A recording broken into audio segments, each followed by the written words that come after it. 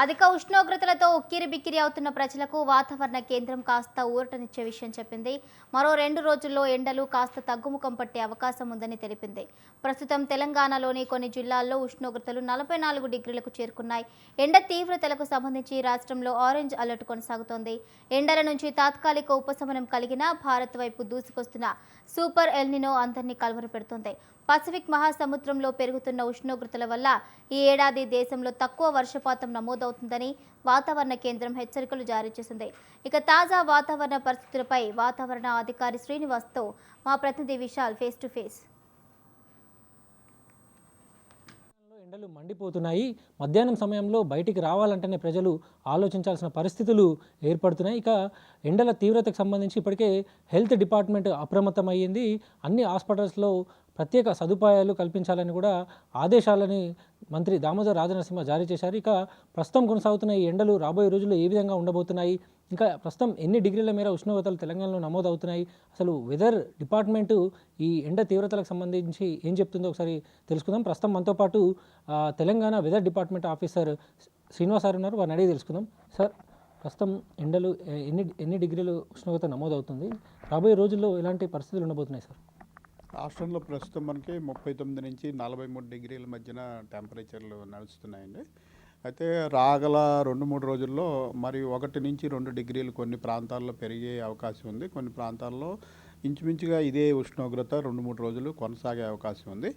4వ రోజు నుంచి కొద్ది ప్రాంతాల్లో మళ్ళీ ఉరుములు మెరుపులు జల్లులు పడే అవకాశం ఉంది. విండ్ డైరెక్షన్లో మార్పులు వచ్చి ఈ టెంపరేచర్లో ఒక 3 రోజులు పెరిగిన తర్వాత స్టేబుల్గా ఉండి తర్వాత స్వల్పంగా మళ్ళీ తగ్గే అవకాశం కనిపిస్తుంది. మన తెలంగాణకి ఏ అలర్ట్ కొనసాగుతుంది? ఏ జిల్లాలో ఎక్కువ, అంటే 43 డిగ్రీల వరకు ఏ జిల్లాలో నమోదయ్యాయి?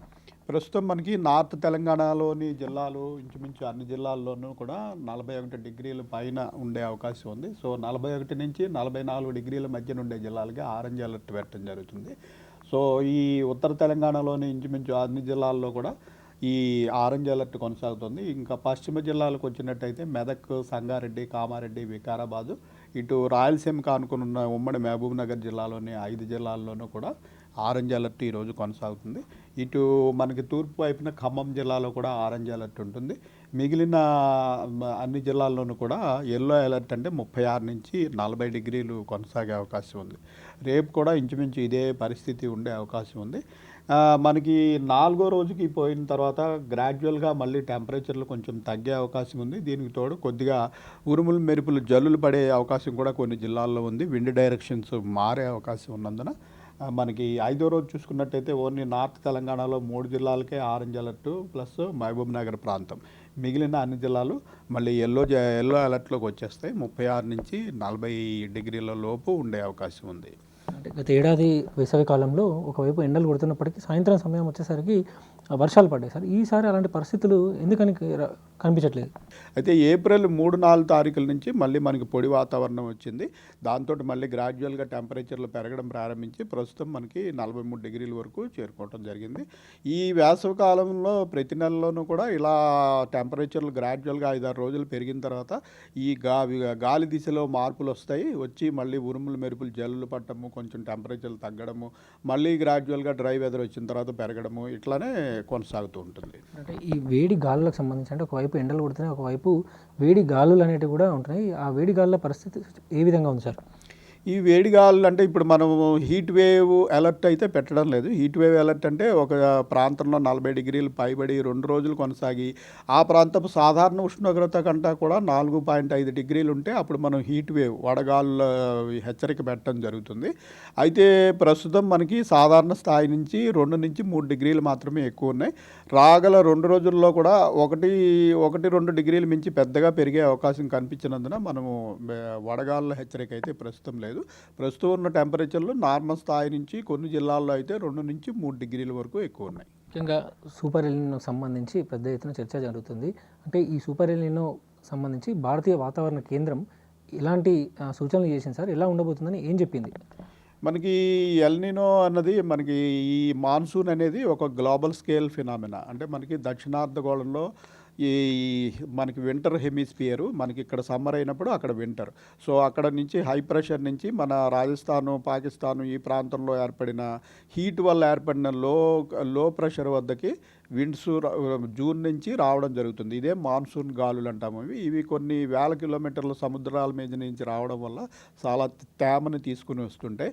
అయితే ఈ మాన్సూన్ గాలులు ప్రభావితం చేసేవి 2 ప్రధాన అంశాలు. ఒకటి మనకి పసిఫిక్ మహాసముద్రంలో భూమధ్య రేఖకి 5 డిగ్రీల నార్త్, 5 డిగ్రీల సౌత్ 2 పక్కల ఉన్నటువంటి ఈ పసిఫిక్ జలాల యొక్క టెంపరేచర్ మీద మన మాన్సూన్ గాలుల యొక్క ఈ ఇంటెన్సిటీ ఆధారపడి ఉంటుంది. సో ఈ పసిఫిక్ జలాల యొక్క టెంపరేచరు నార్మల్ స్థాయిని దాటి 0.5 డిగ్రీస్ పెరిగినా దాన్ని మనం ఎల్నినో పరిస్థితి అంటాం.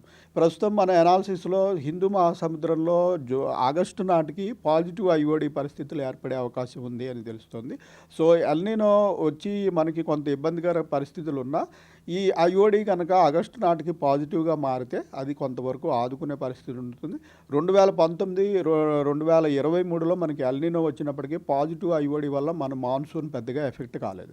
సో ఈసారి మనకి ఇనిషియల్ కండిషన్లో కొంత ఇబ్బందికర పరిస్థితి ఉన్న విషయం కరెక్టే.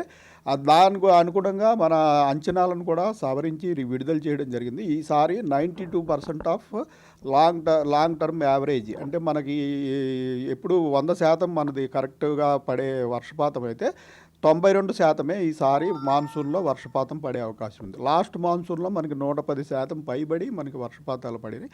అంటే 10% ఎక్కువ, నార్మల్ కంటే ఎక్కువ పడగా ఈసారి నార్మల్ కంటే 8% తగ్గిపోయే అవకాశం ఉంది.